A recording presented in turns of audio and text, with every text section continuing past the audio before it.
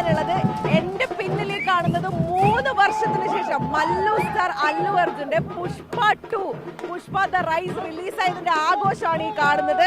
ശിങ്കാരിമേളമുണ്ട്, പൂക്കാവടിയുണ്ട്, ആൾക്കാരെല്ലാം ഒരേ തിമിർപ്പിലാണ്. ആരാധകരൊക്കെ തിയേറ്റർ പൂരപ്പറമ്പാക്കിയ കാഴ്ചയാണ് നമ്മൾ ഉള്ളിൽ കണ്ടത്. ഇന്ന് ഇവിടെ ഫാൻ ഷോ തുടങ്ങിയത് രാവിലെ 4 മണിക്കാണ്. അപ്പൊ നമുക്ക് രാഗത്തിലെ ചേട്ടനോട് തന്നെ ചോദിക്കാം. സുല്ലേട്ടാ, പടം എങ്ങനെ ഉണ്ടായിരുന്നു? അടിപൊളി റിവ്യൂ ആണ്. ഇതാ കാണുന്നില്ലേ, എല്ലാവരും നല്ല ഹാപ്പിയാണ്. ഇവിടെ എത്തിയപ്പോ കണ്ട വേറൊരു കൗതുക കാഴ്ച എന്ന് പറയുന്നത് നമ്മുടെ പുഷ്പയുടെ ഗെറ്റപ്പിൽ എത്തിയ ഒരു ചേട്ടനാണ്. അപ്പൊ ആ ചേട്ടനോട് നമുക്ക് ചോദിക്കാം. ചേട്ടാ, പുഷ്പ എങ്ങനെ ഉണ്ടായിരുന്നു?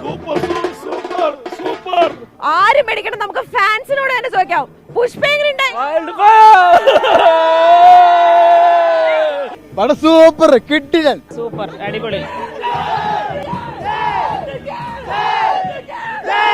പടം ഫസ്റ്റ് ഷോ കഴിഞ്ഞെങ്കിലും ആരാധകരുടെ ആവേശത്തിന് ഇവിടെ ഒരു കുറവില്ല. പക്ഷെ അപ്പോഴും നമ്മൾ വിട്ടുപോകുന്ന ഒരു കാര്യമുണ്ട്. നമ്മുടെ ഫഫ എങ്ങനെ ഉണ്ടായിരുന്നു? കസറിയോ? അഭിനയിച്ച് തകർത്തോ? അല്ലു അർജുന്റെ അത്ര എന്തായാലും എത്തിയിട്ടില്ല. അല്ലു അർജുന്റെ അത്ര ലുഫനാണ് തീർച്ചയായിട്ടും. പടം എങ്ങനെ? പടം നല്ല പടം. ഒരു തെലുങ്ക് നടന് കേരളത്തിൽ കിട്ടാവുന്ന ഏറ്റവും വലിയ സ്വകാര്യത നമ്മുടെ ഈ അല്ലു അർജുനെ ഉണ്ടാവുള്ളൂ. ശ്രീവല്ലി എങ്ങനെ? ശ്രീവല്ലി അടിപൊളിയായിട്ട് കട്ടക്ക് തന്നെ കൂടെ വന്നിട്ടുണ്ട്. കട്ടക്ക് തന്നെ കരഞ്ഞു പോയി പെർഫോമൻസ് കണ്ടിട്ട്. അഴകേ നീ എന്നെ പിരിയല്ലേ, ഒരു നാളും മറയരുതേ, കരളെ നീ കരയരുതേ, ഇവിടെ ഈ മഴവിൽ കൂട്ടിൽ തനിയേ ഞാൻ തേങ്ങുന്നു. സൂപ്പറായിരുന്നു. കസറിയോ? പിന്നല്ല നമ്മുടെ സാറോ ഫഹദ് ഫാസിൽ?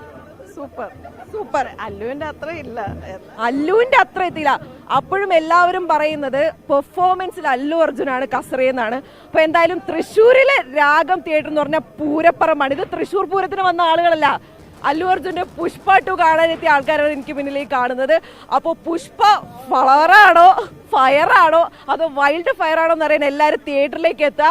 അപ്പോൾ തൃശ്ശൂർ രാഗം തിയേറ്ററിൽ അല്ലു അർജുൻ ഫാൻസിനൊപ്പം, അല്ലു ബോയ്സിനൊപ്പം തൃശ്ശൂരിൽ നിന്നും അഫ്സാന ഫസൽ, ഏഷ്യാനെറ്റ് ന്യൂസ്.